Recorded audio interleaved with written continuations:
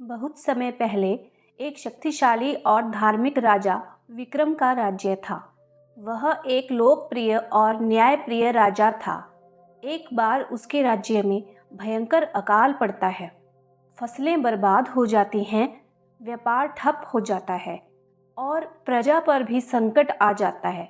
राजा ने अपने सारे विद्वानों और मंत्रियों से परामर्श लिया, पर कोई समाधान नहीं मिला। तब उन्होंने अपने राजगुरु को बुलाया।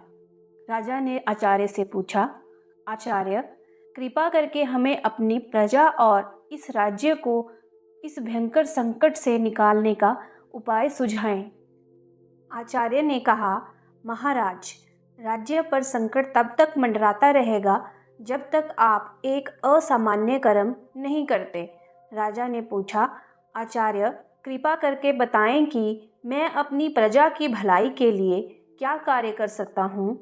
मैं इसके लिए हर कार्य करने के लिए तैयार हूँ, बस आप मुझे इसका उपाय बता दीजिए।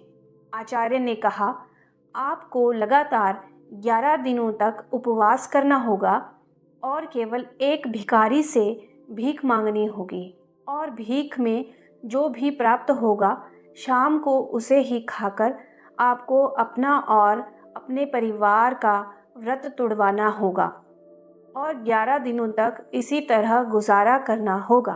इस पर राजा चौंक जाते हैं। आचार्य, एक राजा होते हुए मैं भीख कैसे मांग सकता हूँ?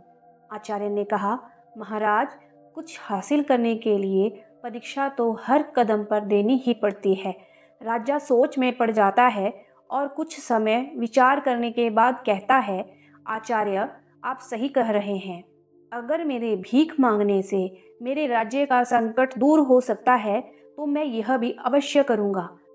अगली सुबह राजा ने अपने भव्य वस्त्र त्याग दिए और साधारण कपड़े पहनकर अकेले ही राज्य की गलियों में निकल पड़े। उनका मन विचलित था, लेकिन उन्होंने अपने कर्तव्य को प्राथमिकता दी। कुछ समय बाद राजा ने एक भिखारी को देखा। वह भिखारी बहुत ही निर्धन और दयनीय हालत में था। राजा उसके पास पहुँचे और हाथ जोड़कर बोले, भिक्षु, मैं तुमसे भीख मांगने आया हूँ। मेरे गुरु ने कहा है कि अगर मैं किसी ज़रूरतमंद से भीख मांगूं तो मेरी इच्छा पूर्ण हो जाएगी। भिखारी को अपने कानों पर विश्वास नहीं होता है। एक राजा जिसने संसार की सारी संपत्ति और सुख सुविधाएं देखी हैं, वह एक भिखारी से भीख मांग रहा था। भिखारी हैरानी और शंका के साथ पूछता है, महाराज, मैं एक निर्धन भिखारी हूँ, मेरे पास देने को कुछ भी नहीं है। आप मुझसे क्या चाहते हैं? मैं ऐसी क्या वस्तु दूँ जिससे आपके राज्य का संकट दूर हो सके और आपकी कामना पूर्ण हो सके? राजा ने भिखारी को समझाया कि यह एक धार्मिक कर्म है और इससे उसके राज्य की रक्षा हो सकती है। भिखारी ने अपनी झोली में हाथ डाला, लेकिन उसके मन में एक दुविधा उठ खड़ी हुई। भिखारी अपने मन में सोचता है कि यह अनाज तो मेरा है और यह मेरी आजीविका है। अगर मैंने यह सब कुछ राजा को दे दिया तो मैं क्या करूँगा? लेकिन अगर राजा मेरे अनाज से कुछ सोना दे सके तो शायद मेरी गरीबी दूर हो जाए। पर क्या मैं अपने अनाज को इतनी आसानी से त्याग सकता हूँ? भिखारी ने मुट्ठी में से कुछ अनाज के दाने वापस झोली में डाल दिए और राजा को एकदम थोड़ा सा अनाज दिया। राजा ने बिना किसी शिकायत के वह अनाज ले लिया और अपने मंत्री को सौंप दिया। राजा विक्रम बहुत कृतज्ञता से बोले, तुम्हारे इस दान से राज्य का संकट दूर हो जाएगा। तुम्हारा बहुत बहुत धन्यवाद।